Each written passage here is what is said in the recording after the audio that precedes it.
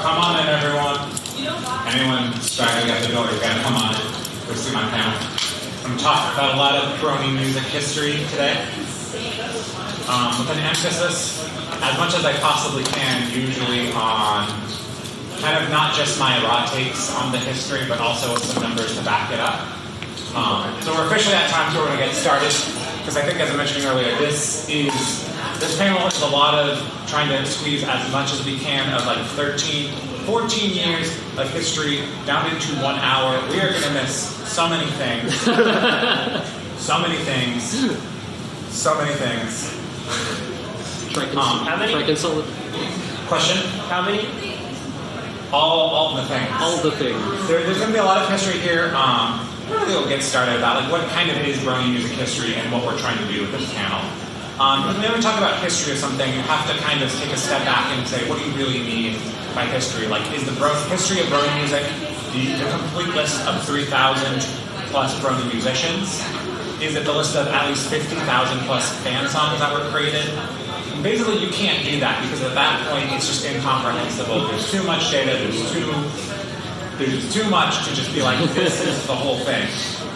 So anytime we take an attempt to talk about the history of something, we're basically just kind of taking a summary. We're picking and choosing parts of that history, trying to cover a larger, broader narrative, and that is what I'm going to be presenting you today.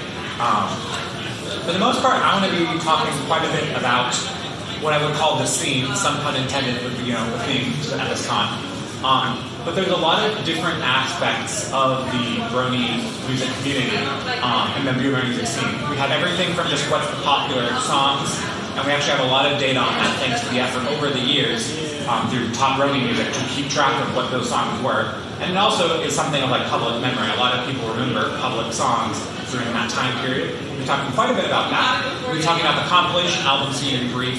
We got some data, and that's really nice because those are also a static catalog of what was on those things, who was involved. Very easy from a data perspective. Conventions, it's not as formalized, but we do have some data on that. Fortunately, I wasn't able to analyze that and put it into the nice pretty graph, so I have a lot of other things. Talking more about some of the communities, I like to call it the Pony Underground, the Milo Remix.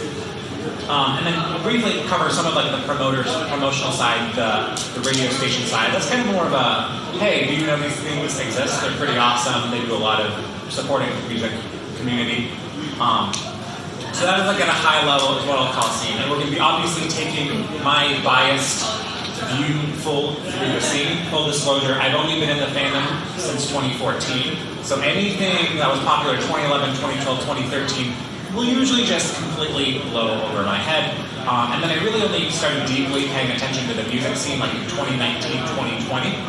So my view of what the popular songs are the popular songs, again, from like the last 4-ish years. And are going to be, it's not uncommon for me to have a discussion with Brony Music about people who they mention artists I've never heard of. And then in response, I'll mention artists that they've never heard of.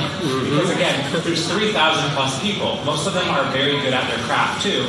But again, depending on how popular the fandom is at a time, depends on how much attention you get. That's just kind of introductions. I'm not going to introduce myself, you don't need to know who I am.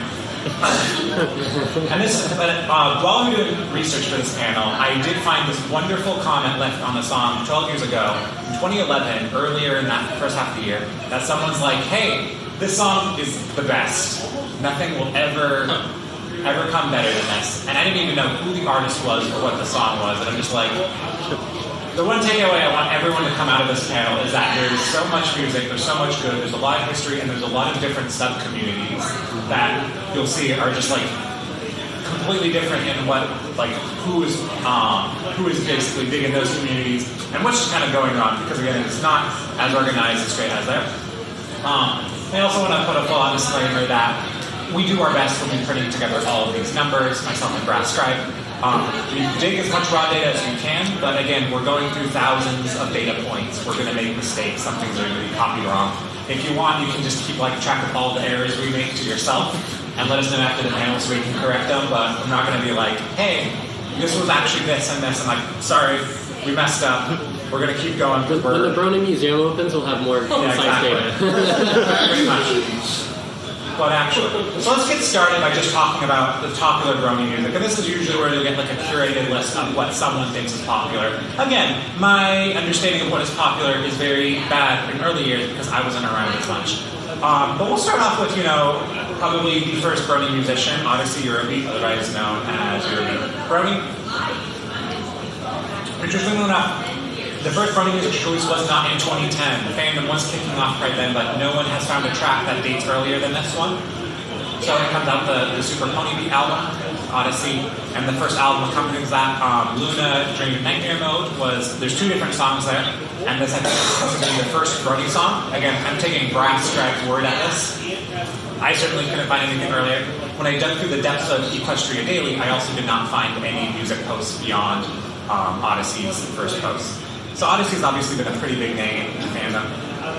Going back to some of the sources we did find, we found a lovely write-up by people in the time to talk about who was big in 2011, because there's not a lot of otherwise raw data sources about this time period. Because top Brony music only goes back to 2012, and a lot of times, like, this is just a big bubble. No one realizes that 10 years later we're going to be like, yeah, 2011 was huge. But according to this person who wrote this doc, we have Alex X. Macan, Not a Clever Pony. I don't even know. Go, Acoustic Brony, Burn 5, Keep on Rocking, Fuzaz, Wooden Toaster, Blaze, Pinkie Pie Square, and General Mumble. General Mumble is still around. If you were last night, you've obviously seen him perform. So he has been, again, since the dawn of time. There's still other people who are still pretty active. Fuzaz released a track recently, not pony related, but I think it was this month. No, it was January. So he's still making music. I know that one wasn't pony related, but he's still very active. There's a ton of people who, of course, started out in this time period. We've already talked about General Mumble and Fuzox. Bigger names like Forest Rain. Has anyone here not heard of Forest Rain? Because sometimes people haven't heard of her and just like, that's a little shocking. Alex X we talked about earlier. Black Griffin, Cast Millionaire. Again, a lot of names that I'm not even familiar with. Of course, you have the big ones like Pinkie Pie Square. Prince Whatever, of course, who will be playing tonight, started out in the 2011 range. Some of the other names that are very big and popular in certain genres are like So Great and Powerful, SGAP, otherwise known as Captive Unicorns, and a bunch of aliases. I think Psy we talk on a little bit later in there. And again, just a lot of names, and we'll see how they kind of shuffle through over the years. But during the early years of the pony fandom, some of the most popular songs, like the Smile song, came out. Brass found the numbers for these, but apparently there's over 250 different remixes of just this one song because of how popular it was. And to this day, this is one of the few songs that I know people can usually sing from the heart without looking up lyrics. I think there's only around 3 songs from the show that people can do that. Any other, Discord by Living Tombstone is also one of those. Of course, we have this right here about Discord by Living Tombstone.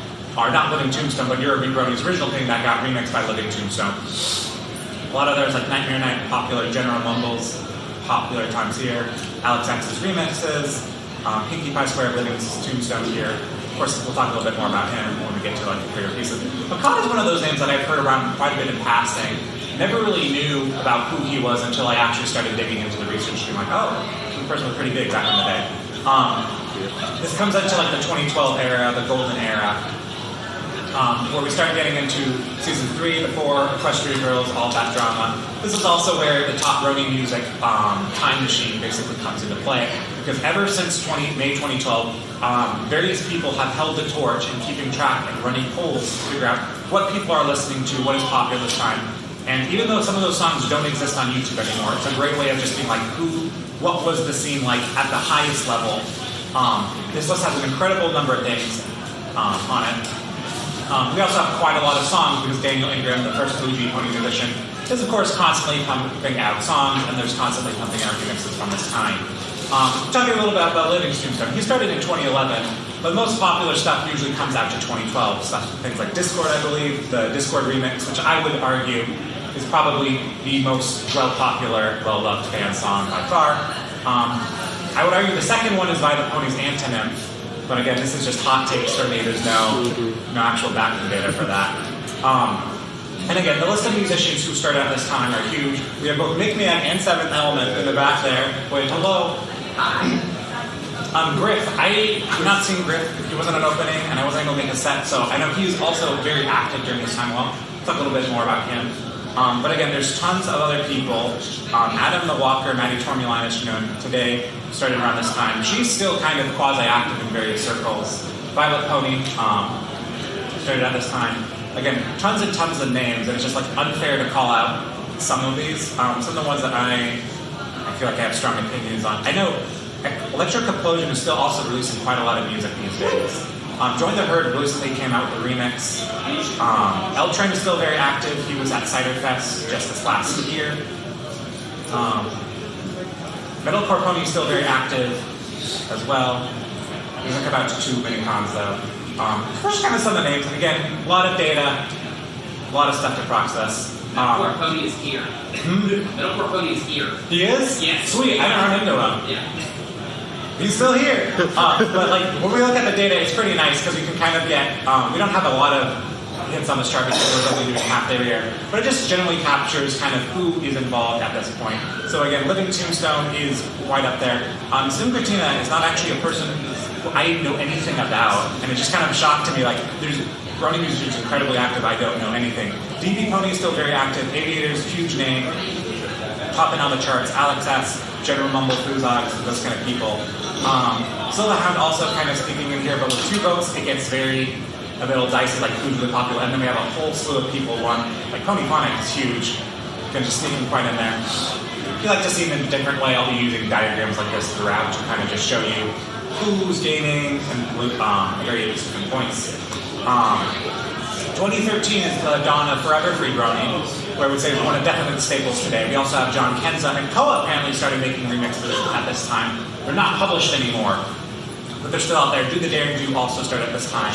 Again, too many names for me to kind of call out every single one, so I'm just going to randomly pick some things from there. I know Spikey White is hugely involved with Pinkamena Project, and a lot of Pinkamena Party, a lot of other things. What other names can I pull out right ahead? KT I know is big. I Bring the Lulz, one of the rappers that don't hear a lot of later on. Francis Vase started out also in 2013. Again, too many names to really kind of just jump into. If we kind of compare who's gaining up and going down in terms of popularity, the number we have here is, of course, they're ranked by how many different top Brony songs they have hitting on the chart here, and then this is how many songs made the list. And it's pretty hard to get on this list consistently. So a lot of people kind of float around the one bucket, even though they're huge names.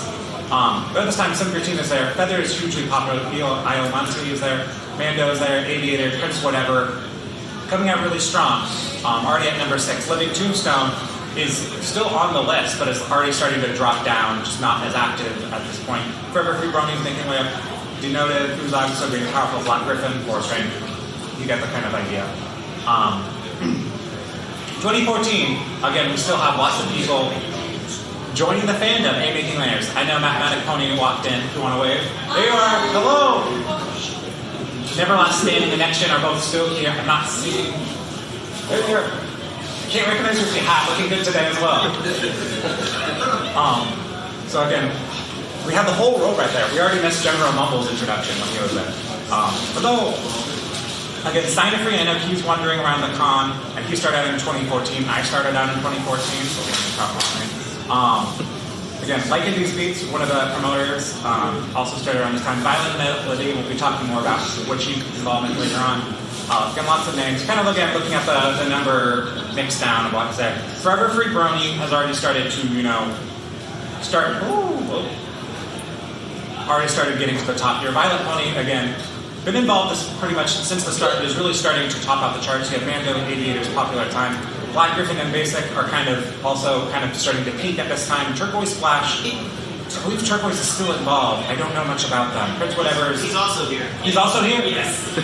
Yeah. Again, these people in this range are still very involved with this fandom. Some of the other names I don't know too much about. Your name very, again, up here. L-Train, kind of other popular names like L-Train, Force Train. They're still on the list, but they're not really peaking at this time. Feather, who peaked before, has gone down quite a bit. Other people who are kind of Ponyphonic, so great and powerful. Not in the top Brony music, even though they're, again, very influential. tons of people. When we break down to this era and like songs that are generally popular during this time, we obviously have Discord's remix. A lot of Force Rain's giant hits like Join the Herd and Great to Be Different are coming there. Jenna Rumble's More Than a Chicken, one of his largest and most huge, also this time. Ponyphonic's biggest names, again, we said they're not really on the list, but again, Lullaby for a Princess and Moon Rises were again hugely popular enough to get their own fan animations later. Aviator's Friendship. So this is kind of why people like to call this area like the golden era of music, because a lot of the early on names were now starting to release really good songs that really resonate with audiences here. We call this the post-golden era, starting in 2015 and 2016 range. We always talk about what the golden era of pony music is, and I feel like it's always kind of a weird conversation to have with people because like the music is always constantly good. It's just like people's interest in the fandom really peaked 2012, 13, 14. And it's really hard, like when you're personally getting into something and obsessing something, everything seems special. But the music has been good throughout this fandom's history, to be completely honest. Again, lots of songs that we pumped out by Daniel Ingram. 2015, we still have lots of people who are, again, big today. Blue Brony and TCB who are, again, performing, started getting this time. What other names can we pull out here? Luck Rock! Luck Rock! Yes, Luck Rock! Wow, okay. If you don't know who Luck Rock is, do some research. Jikro, who's one of the orchestral goats, is also starting out here in 2015. Black Ice Music and Black and Blue, both who I think are very popular in the more modern scene, also got their start in here. I know AJ Young, otherwise known as King Klein these days, also started out at this time. He's also still pretty involved. Stealing Shades and Proto Shades also started at this time. Again, too many names to just kind of go with it all. Comparing it to the previous year, we're still seeing Prince Whatever and Violet Pony at the top. Fritzy Beat, I'm afraid I don't know much about, getting pretty popular. Fuzogs is back at the top. Chi Chi, one of the more common collaborators, is here. Forest Rain is again bounced from lower on the list up here. We got Odyssey Eurobeat sneaking in there. Jet Burgess is going up. Aviators is starting to be less involved. Your name was good bouncing around. Woodlore is kind of peaking up here. Christina, who's very popular at the top, starting to kind of bounce along. Mathematic Ponies right here. Pegasus is here. Talk about them some more. Again, continuing to grow through the 2016 era. Again, still tons of people. I know Big Name's very popular, lots of stuff. Rosé's Power Note, who's pretty involved still today, releasing tracks. MC Arch, mentioned him a little bit earlier, starting out here. Whirlwind, who I know is one of the drummers, performing quite a few acts tonight, starting out. Again, too many names to go all over. Again, so relying strictly on data to be like, what is the scene looking like at this time? Jikro, again, who started only a few years ago at this point, is starting to really get up there in what's considered popular. We still have Violet Pony, Forever Free Brony. Stealing Shades is actually doing quite a bit well at the number 4 spot. Prince of Beats still player Aurelia. Prince Whatever can always bounce around. Francis is popular. Woodlore, which is a musician who eventually deleted most of his music up there. We have Digit there, L Train, again, other name. I'm sorry, we're never going to go over people's actual music, so it's just going to be all names. I hope you all like that. Some of the popular picks that Brass and I picked, again, this is not my area of expertise. Just Purpose is Home, Francis Face Oates, Midnight Musician, Prince Whatever, Frailty. I know a little bit about Start Again, because Start Again has like around 17 remixes. It was very popular in the Ponies at Dawn community, and there's still people making this remixes of this song. Then we get into the kind of the ending era of like the fandom of Friendship is Magic, or at least when stuff is constantly coming out. Daniel Ingram, still pumping up lots of songs, we're getting quite a lot of remixes to this day. And we still have lots of big names that are starting out in 2017. Faulty and Lootproof are both starting out there. Faulty actually came out really swinging. Lootproof also came out swinging. Ethan Toads is a smaller, lesser-known musician. I've talked to him quite a lot, but he doesn't have much of a following, but is basically grinding compositionally to get that orchestral sound nailed. It's quite a lot of success. Bez, aka formerly known as Phil Silhouette, started out here. Nevermore started out. The other names, Rod Steeman, kind of always in the shadow of Eurobeat Brony, started out this time. Algo et al., who's very active to this day. Again, lots of people looking at the numbers to just kind of see. Again, we have our popular Forever Free Brony Jikro, but Sable Symphony, name I'm not too familiar with, starting out and is kind of more dominant in this area. You have people like Crusader who are also starting to peak a little bit up higher on the list. Who's still kind of continuing there. John Pezza is starting to get up there.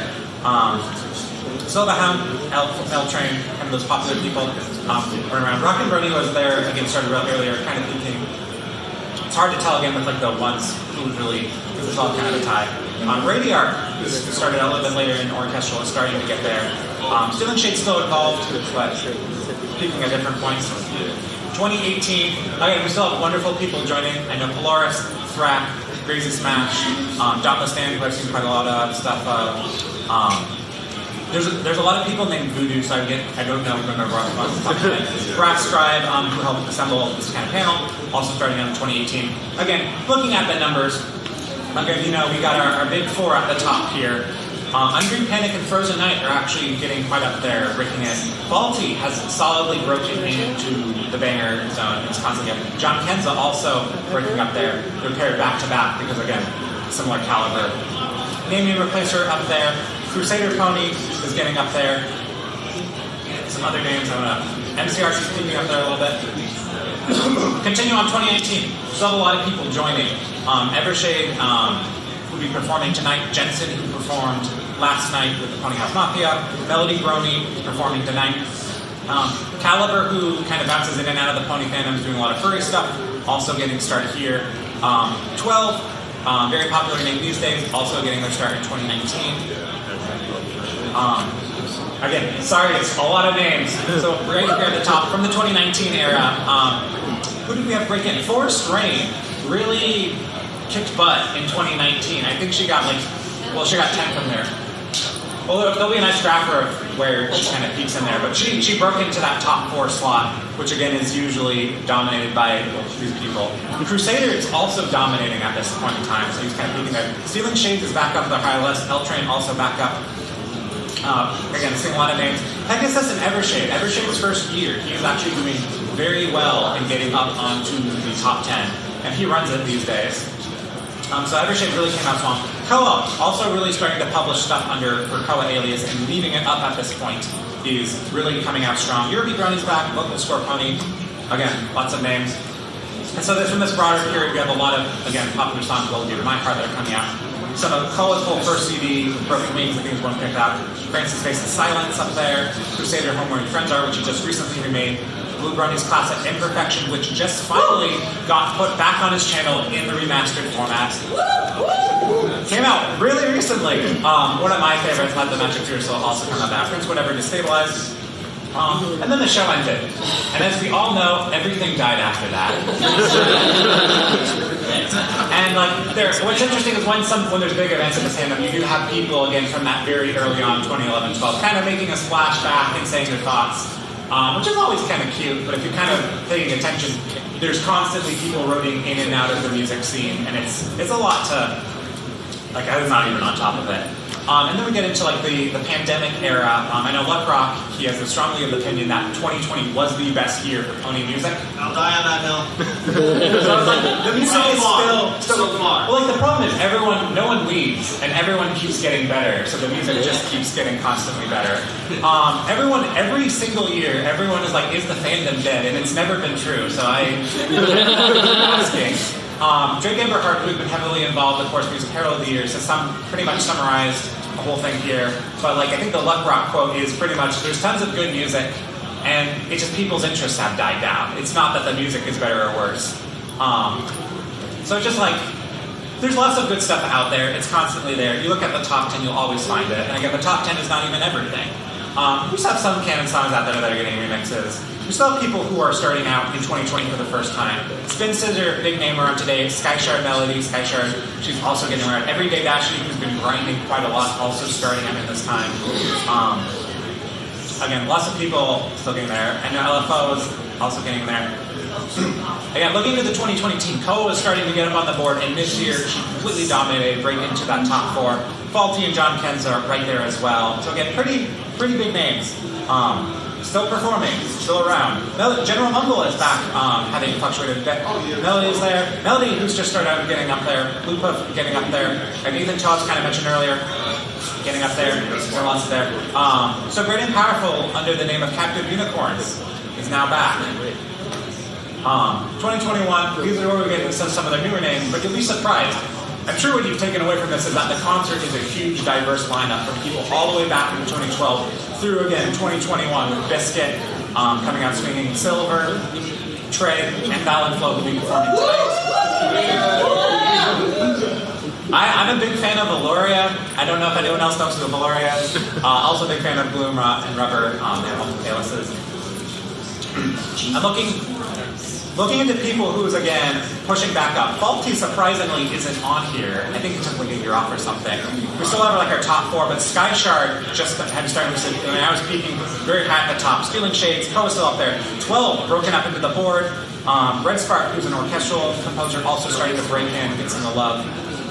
Some of the names like Acoustic Hold, Black and Blue, starting to really carve up there. Solid musician. From this year, this gets into kind of the more modern area, and a lot of these songs I am much more familiar with. So One Small Thing, which had tons of remixes, really big popular song coming out in 2020. Togetherness Sisters got over 1 million views, collab again between two of those consistently top musicians, Hit Row, Prince, whatever. Violet Ponies album, Cutie Marks, huge album comes out this time period. Both Lesbian Ponies with Weapons and Nymph scored over 1 million views. That personally might be the favorite album of all time, and that really drive me back into the music scene.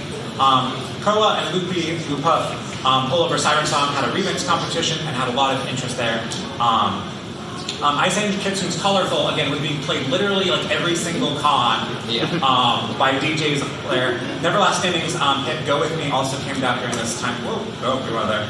And this brings us again to pretty much the current era. We're solidly into the Make Your Mark, so we are seeing lots of remixes there. Again, lots of songs coming out. And we still have people who are coming new. Canto Acrylic. Canto literally was completely unknown, but I've seen musicians who were there right in BabsCon 2022 when he was discovered. I literally showed up, was the third person there. I'm like, let's see who this guy is. Blew everyone's mind out. And he literally performed at Everfree Northwest, the next con. Completely blew everyone out of the water. Rarity also joined into the pony music scene at this time. She's been doing music for years, but again, first time in Ponies, coming out swinging. Lots of other names like Floric, some other smaller. I'm not going to say this person's name. Nugget, who's doing orchestral stuff. Starting out. Again, we're looking at who's dominating in 2022. Koa is still breaking into that top 4. Mammy, Black Eyes Music, and Melody Brony really pumping up in that top 10. John Kent's is still hanging out. Background there, BGM still starting to break in, and they do a lot of work with Pony AIs. 2023, we probably should update this slide. Well, there's lots of people who are really who started out, who are also making a big impact. HarmonyBot kind of just jumped into the scene with clearly some experience because his songs are both wow. Blue Rain is a younger musician who's really starting to nail that metal sound going in there. And in 2023, just this last year, BGM has, again, kicked into that top 4, which is usually dominated. Koa's Silver, actually. Wave Silver, no. Yeah, Silver is breaking into the top 10 with quite a lot of bangers from this time. Miller Brony still there. Ice Angel, again, it's popular. Colorful, starting to actually break into the top 10 with a lot of their reunified songs. Evershade still hanging in on there. Pagan Pegasus, another musician we probably won't be talking about too much. Lots of good stuff there. Already sneaking up there in 13. And then the songs from this era are really good. Elemental by Prince, whatever. Koa's entire album, No Rainbow's Pizza Party. It's all bangers. Black and Blue has been doing tons of good tracks too in the space. So previously when we did this, we had like, who do you think are the goats of the MLP musician? But having gone through the years, it's kind of obvious that these 4 have really dominated. What's interesting is they're all in a different genre, so they're all just kind of like the top of their own field. So like Forever Season, Acoustic, Violet Ponies, EDM, Prince Whatever's Rock Metal, etc. So like kind of looking at the data at a high level, we can kind of see that this is them, which is absolutely phenomenal, and you have everyone else, which is also entirely phenomenal. And what I love about this graph is you can see quite a lot of old names and new names mixing together. Like 12 makes it onto here. He's right next to Living Tombstone. You have Good Lore from that little era. Melody Brony, again from this modern era. Pegasus from there. Black and Blue breaking up there. Faulty in the 2017 era. John Kenza from earlier. And then you have your super populars like Aviators, who's obviously Koa. L-Train consistently there. Just to graph again your top 4. These people, once they started peaking, never quit the fandom and kept going and have these insane graphs of how they're on the top 10. And if we do again, this is kind of the same thing in their form. One of the things I think is interesting is if you look for certain musicians, you'll really find some who are very much in an era. So Living Tombstone, very popular, 2012 through 14, then dropped off the face of earth. Sable Symphony, again, I never heard of this until I did research. Very popular in this era. Woodlow, very popular in that middle era, and Koa, of course, dominating the current era. Other musicians have just been kind of quietly in the background. So like L Train has been quietly losing bangers. I know, I want to call out General Mumble has also been peaking ones at a time throughout this time. Forest Rain is very interesting because she'll like peak and then disappear, peak and then disappear. I know she actually wanted to be here at HarmonyCon, but she got her application in way too late and couldn't, and so like it's too late to get her in. And I want to point out that like getting onto this list is not easy. There's like 500 artists on this list of top Brony music that have been on there exactly once. So any of these people who are getting on consistently are just like consistently like really pushing themselves. And again, that's not even the majority of musicians who are kind of involved in the scene. So let's jump around to compilation albums for a bit. Let's start with Balloon Party, which is kind of the original compilation album. This is they started kind of out in the 2012 era. Basically, they came out of the My Little Music community. Everyone's pumping out so much good music. They're like, we got to do albums together. So they came up with 100% People No Cheering. And then they continued to kind of have some albums, and then they have had kind of pony-themed albums ever since that day goes forward. Their most recent one, Everfree Park Rangers, did come out last year. They're basically like, we want to celebrate the 10th anniversary of Balloon Party. So they had a special, brought it back to there. Sometimes what they'll do is they want to try to involve more people than just the ones they want to include, so they'll have like an after-party album, either for people who need some more time to revise, or didn't fit the style guidelines. I know for Everfree Park it was very much supposed to be stylized in a certain way, and so it's trying to include more people that way. You also have people who are like, well, you didn't want us in there, so we'll just create our own compilation album with not necessarily bad music, but just music that, for whatever reason, couldn't be featured on that album. So Spiky White, Convention, and Versatile helped organize this for Fours Fall Down to be rejected and revived, kind of was somewhere there, to help kind of push that up and get more people at least involved in the community and push it forward. Pink Amina Party, we won't be talking about them too much because most of their music and titles and albums are not safe for work. But they are the oldest continuously running compilation album. They released a holiday album literally just a couple of months ago on top of their new general compilation album. They have 26 albums, so I was trying to scrape through all the numbers and just ran out of time. But this is a very popular and well-loved other like side community that doesn't really get a lot of spotlight because again, they're into hardcore music, which has generally been deemed to like not what people want to listen to for whatever reason. So like they kind of just they're kind of in their own space, but doing really strong thing and really strong corner of the community. Their last general compilation album was released in there, and I think Seasonal Art there. This comes to the ones that again don't want the hardcore music, Ponies at Dawn, which kind of picked up after, which again has been around for much longer. Like Balloon Party may have been first, but Ponies at Dawn kind of was a spiritual successor. They've released 28 albums over the last decade at this point, over 1,500 songs, and it originally started as a community with the Australian Brony community. They had a lot of meetups in there, and they basically were like, well, we have a lot of musicians, let's make our albums. Towards their fifth album is where they start to get like kind of the more prestige, the highest caliber stuff, and a lot of other people are kind of jumping into it to get featured. During Anthology, this was the first album they started to release on Spotify. The project's pretty big. Again, they've gone over 10 plus albums there. A lot of the compilation albums have not broken through 10, even though they're still involved just over the years. This is also around the time Faulty, who again came out in 2012, when I was talking to EPT about this, was really involved with getting the physical Ponies at Dawn merch out here. As you can probably imagine, someone from Ponies at Dawn needs to get the merch out here. I believe that's Faulty doing that. Ponies at Dawn! Yeah. And then again, they have, with Memories, they started doing their compilation albums. They did have a compilation album, or compilation albums for charities or releasing previously released works. So Memories at Dawn is like a super proud album of combining a lot of the popular tracks to raise money for a good cause. I like to, of course, look at numbers for this thing because we have scraped the data. So if you're actually, this is the one that surprised me. Once you combine the aliases for DJT and Digit, they're actually the one currently with the biggest number of Ponies at Dawn releases. Other people I don't think are much of a surprise. Forever Brony being one of the staples of communities on there. But Pegasus and John Kenza. Pegasus is not he's more of a quiet person, so you'll see him every once in a while, from con to con. He tends to be kind of quiet, but his music is good.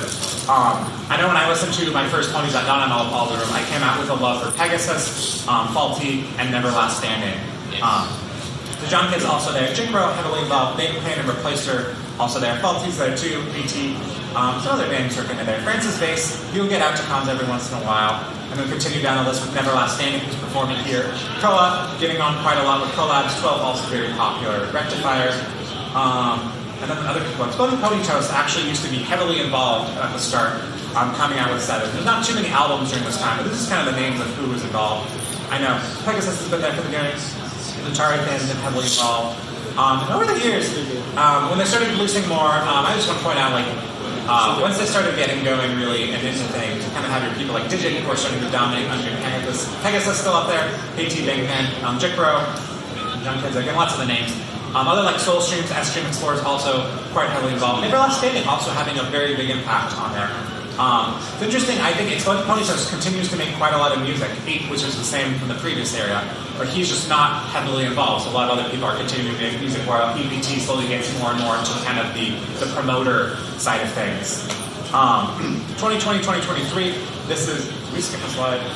No, this is middle era. And then the final era, we have people like 12 who've been grinding a lot, breaking into there. Other people have kind of like gone from working their craft up from State of Sugar, have also started to get on here more and more. So you have people like Dolores. Koa also with all of her collabs is breaking up here.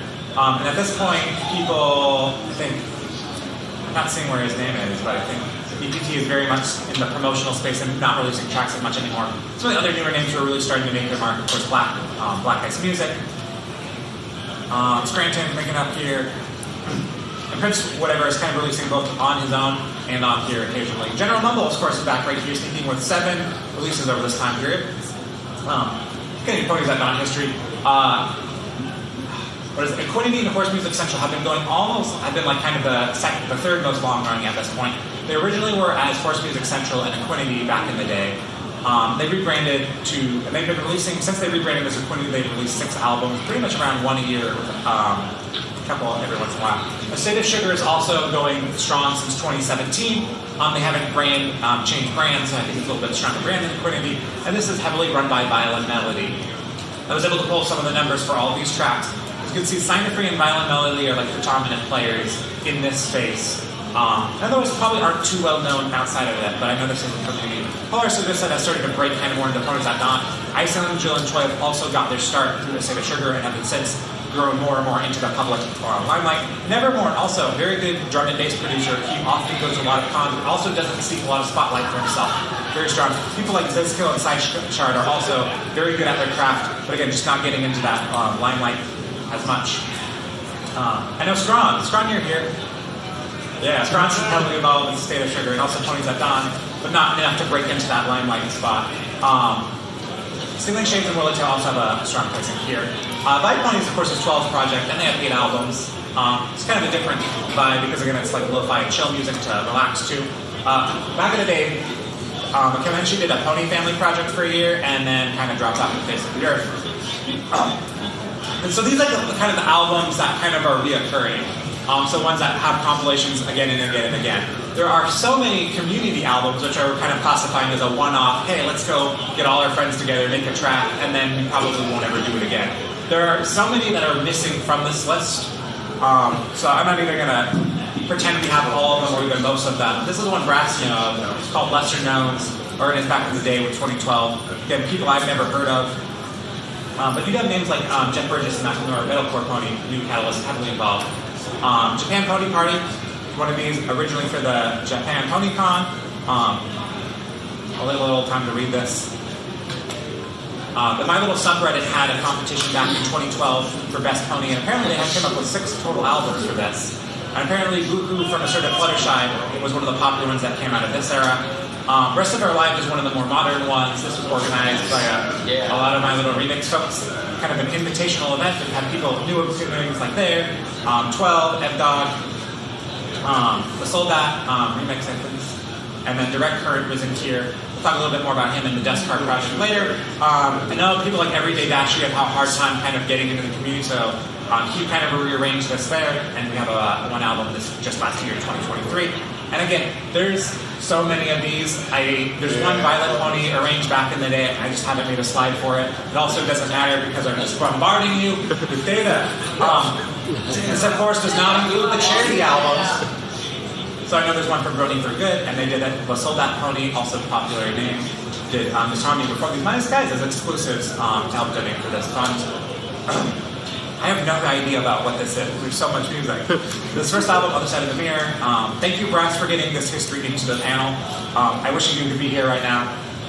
I'm Shelter Pope there. Humble Wishes, a UK-based one. Again, that community and this charity.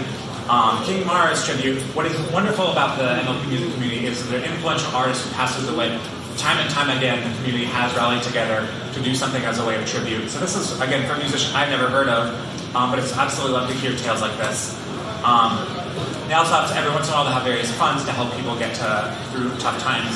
There's one for Aurora. The 4chan community, of course, is still kind of in their own little sector. I know they have a strong presence here at this con. They're constantly making albums or various projects, so this one's there. I know they have a newer one that came out recently, but I don't know the name off the top of the head. Some of the conventions will come up with their own albums too. You should buy the HarmonyCon one if you haven't here.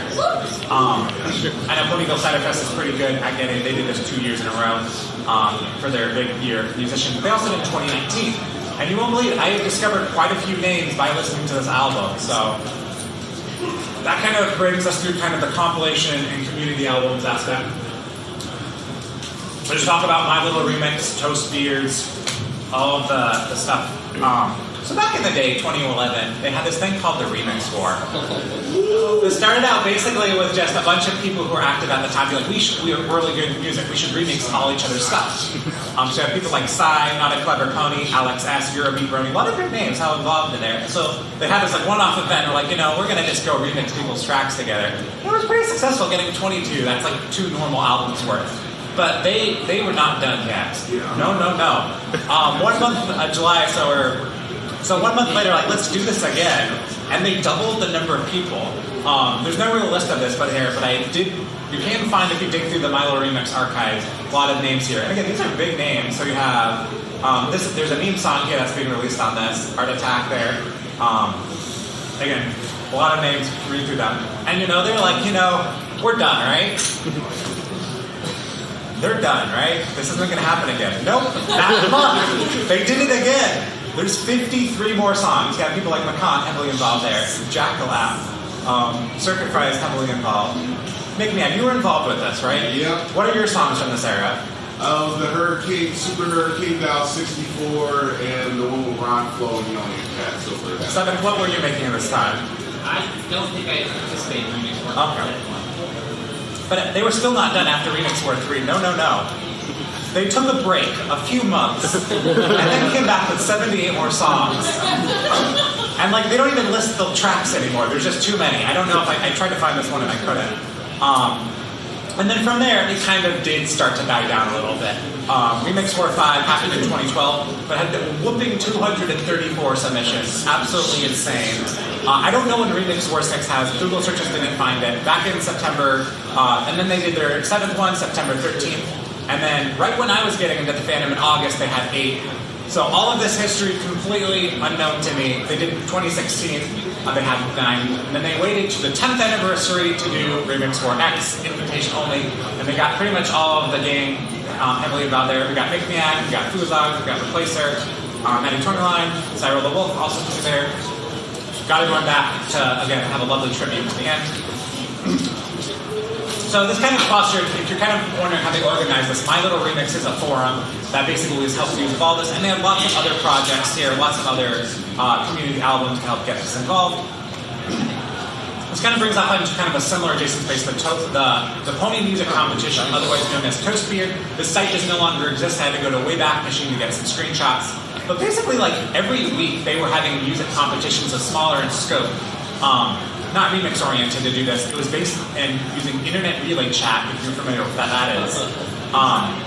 And people were going strong. This was, I don't even know when it ended. A lot of incredible popular songs came out of just this 1 week blitz to create things. So we do fortunately have the list of the ones that win. So like Griffin Village Summer by Jacklot won, September by Living Tombstone, General Mumble, She's a Pony, Beyond Her Garden, all came out of here.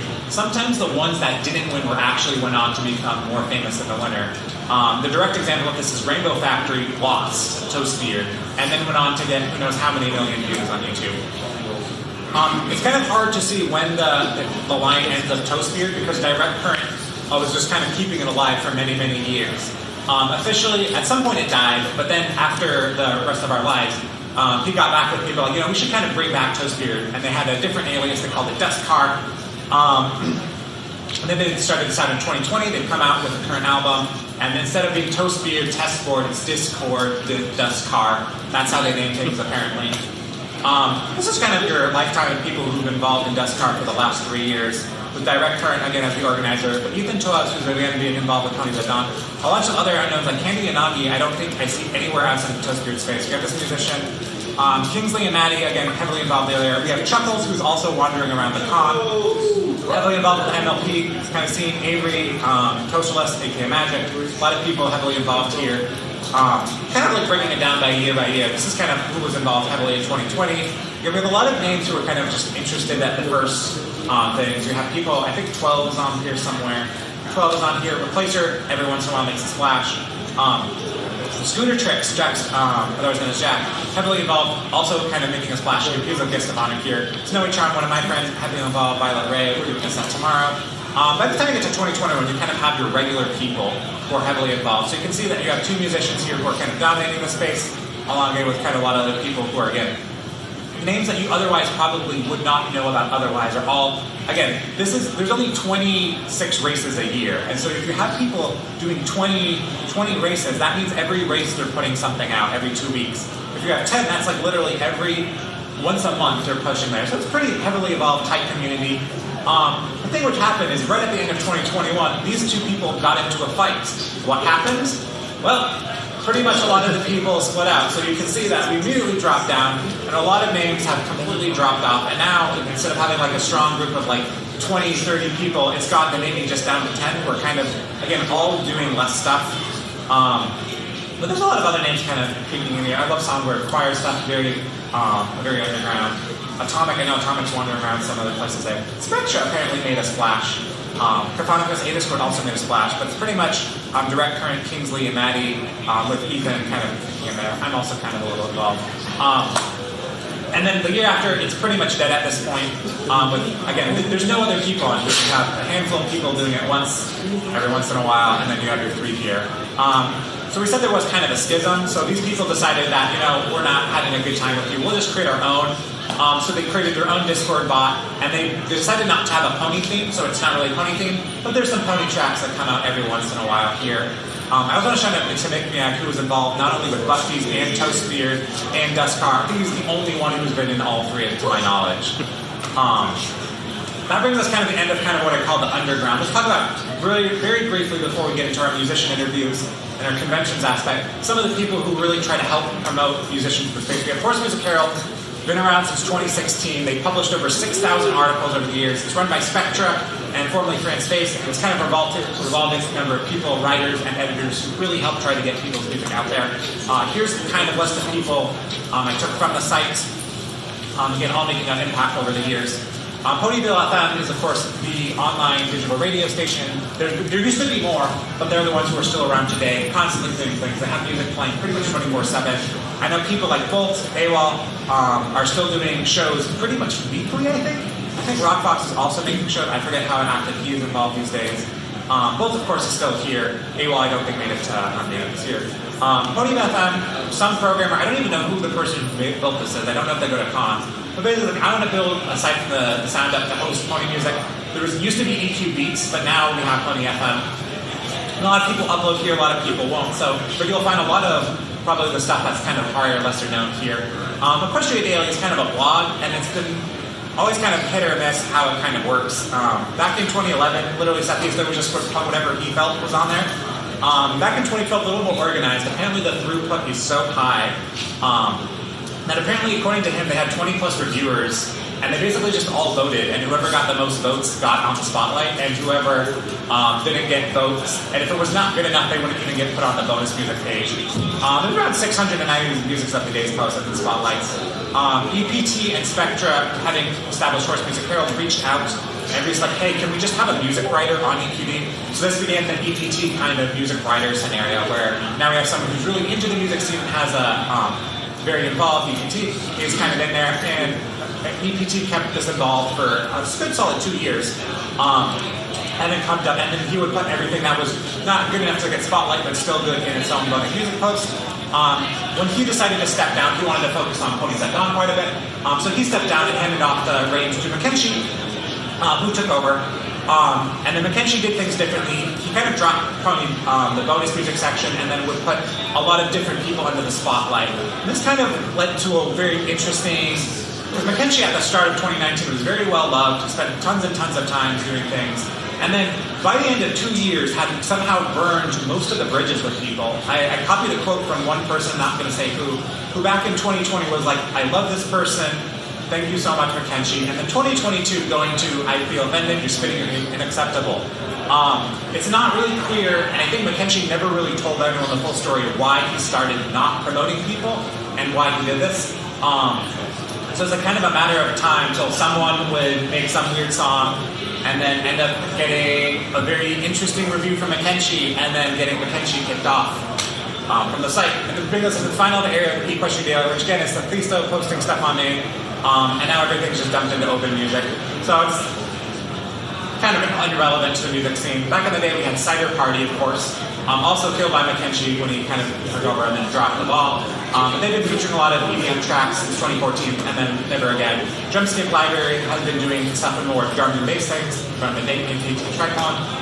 Drum Mania, one of the things I love, there's Pony DDR sets. People have made 5 different packs. So if you ever see Pony DDR out of place, you gotta thank this community that just continues making them. And back in the day, Caponifus Discord ran an experimental music blog to try to promote some of the more, I don't want something innovative, but definitely a lot more experimental stuff out there. I personally try to take a lot of this history and compile them together into this website, Pony Music Wiki, and a lot of people have been helping me out. I know Flynn, who's somewhere here at this con, I don't know if he's in the room. Flynn, oh my God, it's great to see you. Flynn has really been doing a ton of work here. Thank you so much. But basically, we're just trying to get everything into a single database. Brass, who again couldn't make here, but helped put together the slides. Has been trying to take a similar kind of list and just retweet on the day of when people drop their tracks. This brings us to conventions. There's a lot of conventions. BronyCon was pretty big. Here's the musicians there. I wanted to do some more graphs with here and try to actually standardize these values and get it into a list. Ran out of time. We're also running out of time in this panel. But here's your BronyCon musicians. We have Everfree Northwest. Kind of been around the second most longest. And again, we can see other people's names through here. I know Loop Puff and Neverlast Standing have been a staple of this con of Everfree Northwest for 4 years running. And they're doing their final performance here tonight. That was like 2017. 2017, yeah. Big man. Hawaii Zebra. Okay, right. That was my PC alias. Next Gen was in there, heavily involved actually here in 2014. Try to see another name we can chat out. Again, lots of people. They also have some compilation. They're kind of community albums there. Galacon actually has a kind of a different community because on the other side of the world. So people like 2019. Yeah. I think it's Vocal Score Pony was heavily involved. Yeah, Vocal Score was heavily involved with this because it's here. What's more interesting is these days a lot of musicians from the US are kind of like, hey, we want to go see Europe. And so they'll end up making a trip over there to kind of get involved. We have some stuff for Ponyville Cider Fest because we previously made the slides for there. They had a lot of people in 2018 when their music event went off the page. Also a different crew. I think what's interesting about Ponyville Cider Fest is the shake-ups were kind of consistently on here, and I have never really seen them outside of Cider Fest. We didn't have time to get to HarmonyCon. Let's talk about the people in our last 8 minutes who are here today. I interviewed pretty much all of the people. We previously had about 2/3 of the people interviewed, which we did at the previous interview panel. So we're going to be covering, in our limited time, we're going to be covering just the, I think it was 9 or 12 people who just got interviewed for the first time here. I would encourage all of you to take a picture of this slide and this link and go read through the interviews. There's so many really interesting points in these interviews, and I highly recommend interviewing all of them. In these slides, I'll basically be gushing about their music to the best of my ability, and also pulling out the most interesting bit I got from their interviews. Please go read them all. I'm going to try to see if we can get these published on Horse Music Herald. So with Biscuit, he's one of the newer people to the scene, but has not been new to music. He's been doing guitars and vocals. Love that typo. Guitars and vocals since age 13. He recently stepped into Pony music. And he's basically been coming out. We've had lots of heavy metal in the scene over the years. I'm incredibly amazed by how he has taken up even a further notch. I recently listened to his Sombra Redux, which was his first Pony song. Absolutely insane guy. Looking forward to seeing him tonight. Again, takes it up a notch. It'll be really interesting to see what he does in the years to come with all this music. Let's talk about a little about Luke Puff. Luke Puff was starting out in 2012, but started really getting out there and performing more in recent years. What I think is absolutely wonderful about Luke Puff, and you'll see this tonight, is his process is entirely launchpad centric. He uses it as a performance tool and then he recreates it live. But basically he binds all of his music to individual squares on his launchpad, and then he plays around with them quite a lot until basically he figures out what he wants. And then during the comps, he will do that live with his nice little things. They also, Luke Puff and Koa teamed up to do a remix party for their Siren song Pullover thing recently, which got, I think, around 18 or 20 different remixes around 2021-2022 range. I was actually really interested when we asked him what his least appreciated gem was. He said Shining Forth. I was embarrassingly did not know the name of that song. He usually ends his sets with it. But it's a wonderful, I forget if it's 6, 7, 8 minute, giant song to document the whole battle of Nightmare Moon and Princess Celestia back in the day. Let's go to Make Me Ag. Hello. We're talking about What's up? We're talking about his music real quick. If you've never heard Make Me Ag, you should go listen to Make Me Ag because it's very different than I think what most people listen to. He heavily uses lots of samples. It's like sometimes you'll hear the references, and when you do, I think you'll get the joke. A lot of times he samples from things I've never heard of. So you really have to be in the know to understand one. So I do want to give a shout out to one of his albums. This isn't the most recent one he came out there. I listened to this the other thing, and I was listening to it, and then I heard a sample that I remember was my first exposure to not safe for work content. He sampled it, and then I'm listening to this, and I'm like, this is a nightmare throwback. But basically, really cool stuff. Anything you want to add, Make Me Ag? No? No. Yeah, it's stuff. Neverlast Standing, I didn't support these sides there. Neverlast Standing has been heavily involved with Ponies at Dawn, starting out in 2014. Really heading into the happy hardcore space, but also taking a lot of Pony chop and interjecting into songs. So I have some words from here about this. Pretty shy guy. Go say hi to him if you see him wandering around the con. I'm not seeing him in the room. No. I love your music so much. I've been on your poster. Go With Me is kind of a staple of his stuff. He's a huge Porter Robinson fan, so a lot of his popular works are ponified versions of Porter Robinson. I've heard people countlessly talk about them, whispering in various convention halls about how hype these songs are. I don't even remember what this song is. I just pulled up album art, Ponies at Dawn.